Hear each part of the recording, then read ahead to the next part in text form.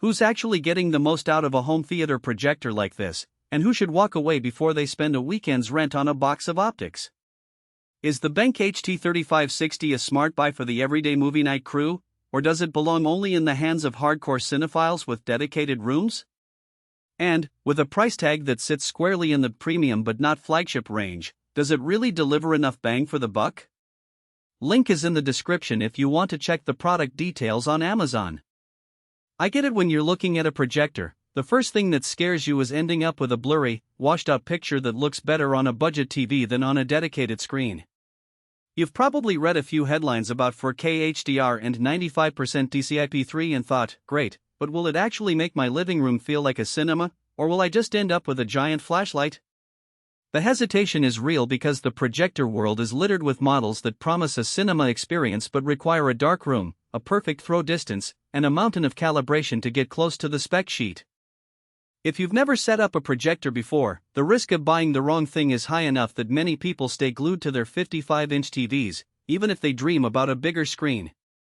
Let's break down why the HT3560 might be the sweet spot for a specific group of buyers and where it trips up for others.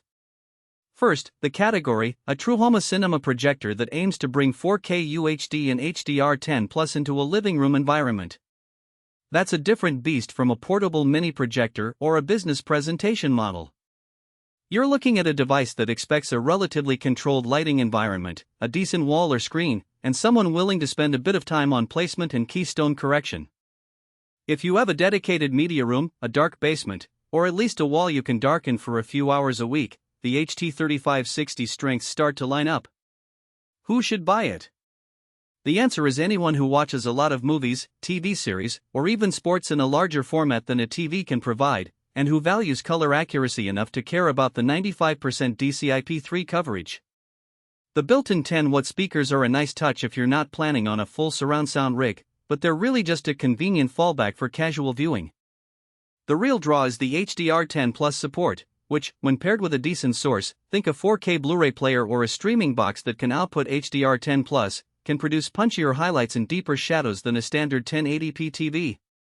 If you're the kind of person who reads reviews about color grading and wants the colors to look close to what a director intended, you'll appreciate the projector's effort to hit that wide color gamut. Who should skip it? First, anyone who lives in a bright apartment with large windows that stay open during evenings. The 2200 lumens rating is respectable for a home cinema projector, but it's not a daylight room beast. You'll still need to darken the room substantially to see the HDR highlights properly. Second, folks who want a plug-and-play, no calibration experience may find the auto-vertical keystone useful, but they'll likely run into issues with horizontal keystone, focus shift, and edge blending if the throw distance isn't ideal. Finally, if you're hunting for a true home theater with immersive sound setup, the built-in speakers won't cut it. You'll need an external sound system, which adds to the overall cost and complexity. Now, let's talk practicality. The first thing you'll notice after unboxing is the size. It's a typical home theater form factor, larger than a portable Pico projector but still manageable enough to sit on a bookshelf or ceiling mount. The auto-vertical keystone is a decent time saver. I set it up in a 12-foot room with a 100-inch diagonal screen, and the projector automatically corrected the vertical tilt after I angled it slightly upward. Horizontal keystone, however, still required manual adjustment, which took a few minutes of trial and error. Once you lock the position in focus, the picture stays steady. There's no noticeable image drift over a couple of hours, which is a common complaint with lower-end units. In terms of picture quality, the 4K UHD engine truly delivers a sharper image than the 1080p models I've compared it to. Text and fine details in a nature documentary stand out, and the HDR10+ content I streamed showed a more pronounced contrast ratio. Bright skies didn't blow out, and shadow detail in a nighttime cityscape was still visible. The 95% DCI-P3 coverage is most evident when you watch content mastered in that color space, such as recent Netflix originals.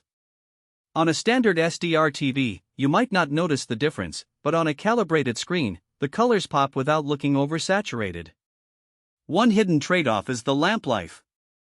BenQ lists a typical lifespan of about 4,000 hours, which translates to roughly 3 years of regular use if you're watching 2 hours a day, 3 days a week. That's